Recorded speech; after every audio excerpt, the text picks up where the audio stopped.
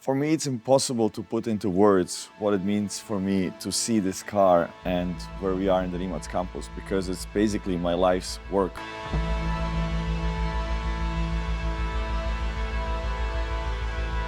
All my adult life I have invested to get where we are today. Not just me, hundreds of other people, actually thousands of people have participated in this, not just to create a completely new category of cars and to push the limits of what is possible in the auto industry, but also to create all the technologies and know-how, an industry that didn't even exist in this country before us. And to do all of that, the chances to success, the chances to get where we are today were 0.000 something. And it was only possible because of the incredible work and dedication and grit and hard work that everyone has put in to make this happen. Basically, it shouldn't have happened. It's a glitch in the matrix that this exists. It's such a crazy story that all of this started with a broken BMW 16 years ago, and then the Concept One, which we just barely somehow, super small team of people put together, all doing it for the first time, all in their 20s, without any experience, no money, being basically completely bankrupt before we even started. And then going the next step, something so bold, like creating the world's first true road-going electric hypercar with 2,000 horsepower and so on. And there was no one else who could help us. We had to develop it for the first time. We were mostly inexperienced young people in a country that didn't have this industry before, and we had to figure it out. There was no other option. Many people ask me which is my favorite car, and I always say it's the Nevera, because this is where I gave most of my blood. So this car for me is a mountain, Mount Everest of blood, sweat and tears of all the people who have been involved to make it happen. Of course, lots of joy and excitement and beautiful moments as well, but it was really hard work. And I know every part of that car. I can tell you a story of every part. I know who developed every part, why it is that way, why it's not another way, what we were considering doing differently, or what we should have done differently. Because post festum, you're always smarter, you have learned a lot, and you know what you could have done better, what you should have done, and that's the learning curve. That's why we went from a Concept One to the Nevera, from the Nevera to the Nevera R, from the Nevera R to the Tourbillon. The fascinating thing about a project like this is that it all starts in a brain as an idea. So it's just a little bit of electricity in someone's brain, and then it takes lots of people, years of hard work to get from that idea to something where you can now look at it. And for me, that's fascinating. You are then sitting in that thing that didn't exist years before. None of the parts in that car existed. And you are surrounded by tens of thousands of parts of carbon, aluminum, copper, steel, rubber, and software that brings it all together. And then you push a button, it wakes up, you put it in drive, you push the throttle, and it moves incredibly fast, but it was nothing than just a few brain cells firing 5 years earlier. When you start something like this, you never know if you are right, if you are completely wrong, if you have bitten off way too much than you can chew.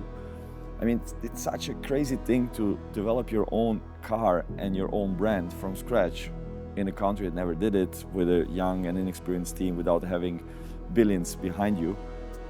And when you start that journey, it's easy to say that you are too ambitious, that you are too crazy, and most people fail. And having, in the end, the car in production, that's like a million things where it has to go right, where you cannot screw up.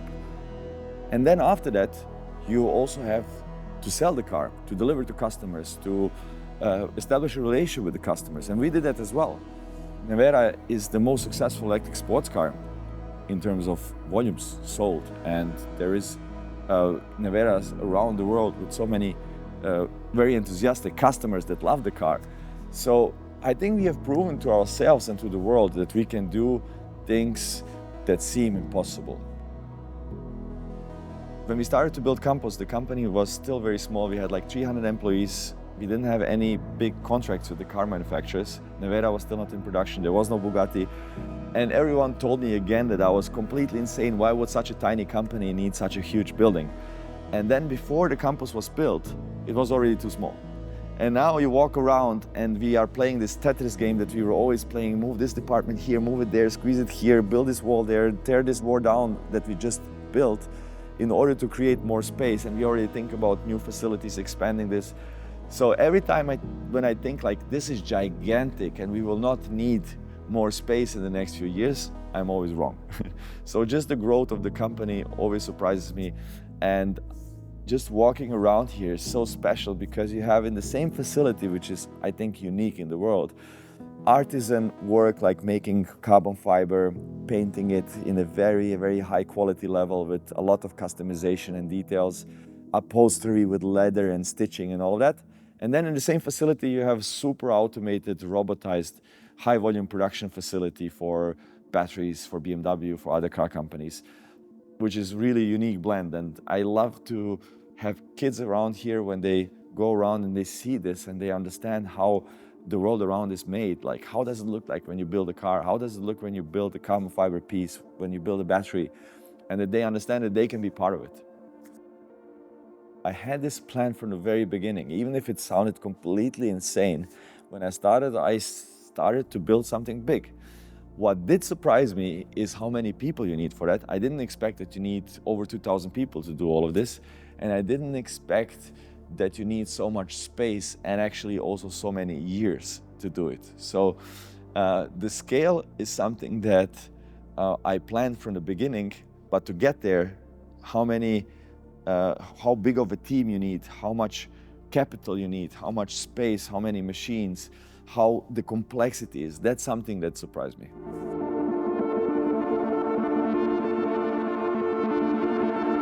When you walk around the campus, I think it's quite fascinating what you can see.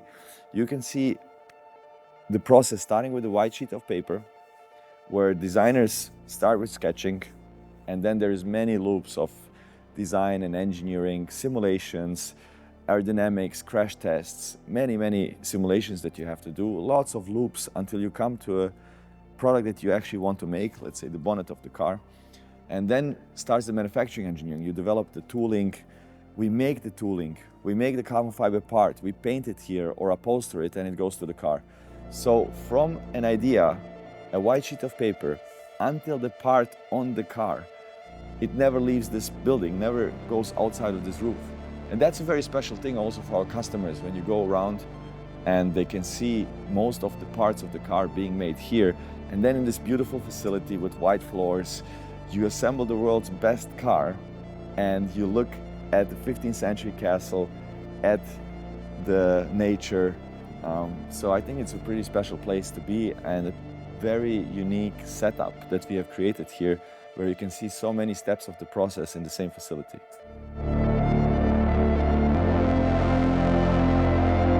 It's easy to mistake craftsmanship and quality for just like tight gaps and the materials in the car, but it's much more. I think it's the quality of the whole experience, like that you have peace of mind that if you go on a trip with the car, that it will serve you, that you will not have any issues, even being a low volume car. That when you come to a charging station, that it will work, that when you connect your phone, that you have Apple CarPlay or that you have a good audio system, that things just work. Even if it's a low volume car, that you have storage space, that you have a comfortable seat, that it's safe, you know, whatever happens, if it's ice on the road or mud or whatever, that you can still feel safe. And even in case of a crash, if it happens, that this is properly engineered to keep you safe with the airbags, with the super stiff structure and all the aspects of the car. So for me, quality is like thinking about everything and thinking about what customers would never do, maybe, that we do much more than the customer would do, so that whatever the customer decides to do, no matter how crazy it might be, that he can do it, that the car is ready for it. Without failing, you will never achieve something great. That just means you didn't go fast enough, you didn't go bold enough. And we are very bold, and we try to go very fast in every possible way, in terms of development times, but also in terms of performance and speed and so on. And of course, people will make mistakes, of course you will fail, and sometimes it will seem really stupid, like why did we screw this up? But you have to be I think, open enough and forgiving, because it's all a learning exercise. Because if you blame someone for failing, they will be very careful the next time. And that's what I don't want in our company. They have to be excited enough, they have to be bold enough to do crazy things. And if you are blaming for failure instead of learning from failure, people will never have the courage to try. Developing a car is an orchestra. You have thousands of moving parts. Just inside our company, there's hundreds of engineers working on developing a new car.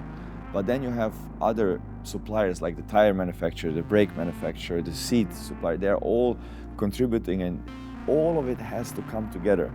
And then the test drivers are the ones who give the feedback to everyone how good of a job everyone did. And the test driver is a very important element in it, because he's representing the customer in the end. Because the engineer will look at his or her little part and maybe not see the bigger picture. Like, okay, my system works. Maybe the engineer won't care that it doesn't feel good and that the sound of the brake is not good, that it squeals and so on. And then the test driver comes in and says, look, performance okay, but this is also important for the customer. And you can say that for every aspect of the car. And thanks God, we have some really good test drivers, some of them really crazy. And I think that's important, that they push the car well beyond of the envelope that any customer would ever do. Because there will be some outlier customers that will do crazy things, but we know that we are crazier and that we have done them all before them. I don't think that records matter because of numbers, but I think that everyone, whatever you do in your life, should try to do the best you can. And my goal is to be the best in the world at what I'm doing, be it cars or batteries or whatever. Otherwise, I won't bother doing it. If there is 5 better people at doing something that we are doing, I'll focus on something else. And records are a way to show, yes, we are the best at what we are doing. The whole world is trying to do the same thing, like companies that are 1,000 times bigger than us, that are doing this for 100 years. And we, the little guys, have managed to beat all of them. And I started my journey already in 2011 by breaking 5 FIA and Guinness World Records. And with the Nevera, we broke 50-ish world records. Some of them are serious ones, like acceleration and top speed and so on, but also silly ones, like driving 275 kilometers per hour in reverse. And people ask me, why would you do such a record? What's the point of that? Well, why not? We are doing things not just because they make sense. You know, life is about more than just, being serious. Much, much stronger and bigger companies are trying to get after our records, and some of them are already broken.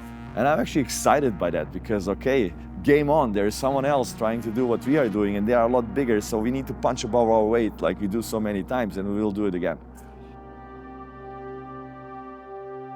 I think Nevera is by far the most emotional electric car in the world. I don't consider it an electric car, I consider it the pinnacle of technology at its time. So what could you do, the craziest thing? And I didn't do it because I wanted to make an electric car, I wanted to make the craziest car. And you can't make a combustion car with 4 engines, where each engine is controlling one wheel, but you can do that with electric motors, and that's why I did it. And with that, you can do so many things, and I drive the Nevera every day. My Nevera is 40,000 kilometers. I use it to go grocery shopping, to go on long trips, to drive on the snow, to drive in the summer, in the winter, everything. I go hiking with the car, I go into the woods. I really use it for everything. I don't think there's any car that you can push that much with still being in control and safe and have a good experience. And then there is one thing that I love, especially in cities and in traffic, it's teleportation.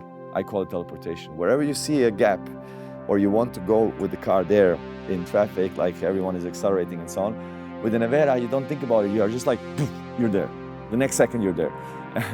I like to play tricks on people when you are on a big road in the city with 3-4 lanes. And of course, with the Nevera, you are first at the traffic light. And then, launch control, and you just wait for the yellow light to appear. And just the time when the yellow appears, you release the brake and the car launches itself to launch control. And of course, 2 seconds later, you are already at the maximum prescribed speed. And before anyone has realized what's going on, before any of the other drivers has even started, you have already teleported yourself to the next traffic light. Well, with customers, we speak about everything, of course, about the cars, but that's just the starter. Then we talk about business, about life. These are people with lots of life experience, with lots of business experience, and believe me, you can learn a lot from them. I love to learn from our customers, but I mean, I love to learn from everyone, but especially our customers, and some of them became kind of my mentors. I think I learned a lot over the last years, and at the beginning, I think I was just focused on the product, like just the technology and the performance and like the car itself. But now I realize more how much other things are important, the community around it, building relationships with the customers, building friendships, not to sell them something, but because that's, the life we are living. We are part of this industry, they are our customers, and we are going this journey together. And when I think about it, how some of our customers, I remember the first one, he walked into our facility when we were like 10 employees, and for a bunch of 20-year-olds not knowing what we were doing. And he went this whole journey with us from the Concept 1 to the Nevera, to the Nevera R, to Bugatti, to the Campus, to 2,000 employees, doing all of these crazy things in dozens of events around the world. He was with us in China, in the US, in Geneva, everywhere. And it became a huge part of his life. We changed his life, and we changed lives of many people. And I think that's something that I learned over the years now, that there's so much more than just creating a great product, just focusing on the car. It's much wider than that.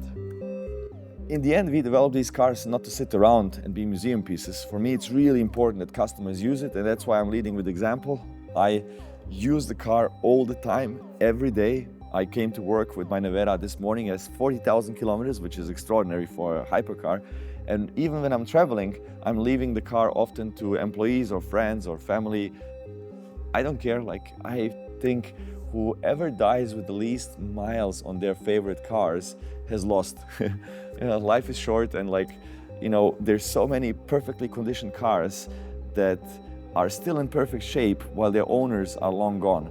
And we create these cars to create great memories, not sitting around, but driving them, having fun with them, use it, enjoy it. If something happens, we'll take care of it. Doesn't matter, and just enjoy it as much as you can. We decided to do the Founders Edition for two reasons. One was to celebrate the Nevera, because this crazy journey deserves a big ending. But the second one, and maybe more importantly, we, despite being a very young brand, have an incredibly loyal and strong community around us, and the customers that are incredibly supportive and really parts of the family. So for those, let's say, 10 most loyal customers, the customers that are with us, really part of our Rimac family, for them we wanted to create these 10 special cars as a celebration of the Nevera. Most of our customers are entrepreneurs, self-made. They have created their businesses, and now they are awarding themselves by buying a car like this.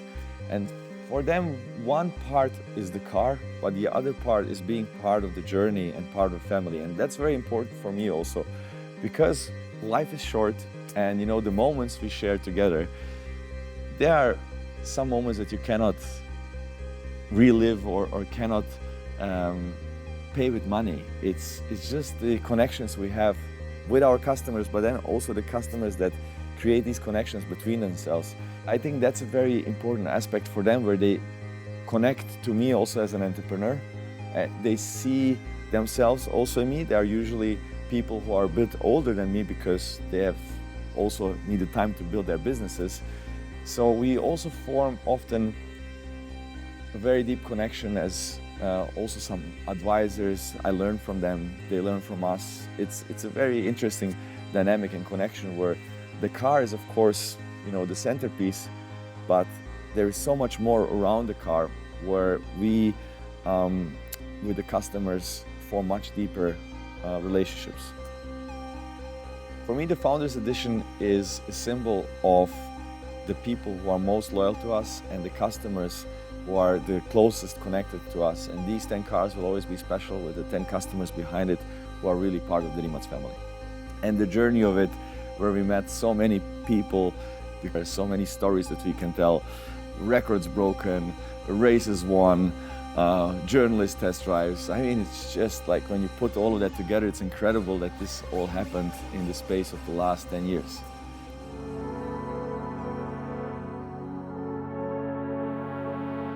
Nevera, the Nevera has a huge legacy. I don't think that many cars in the industry have such an impact and legacy. I mean, if you look at it, this whole company wouldn't exist without the Nevera.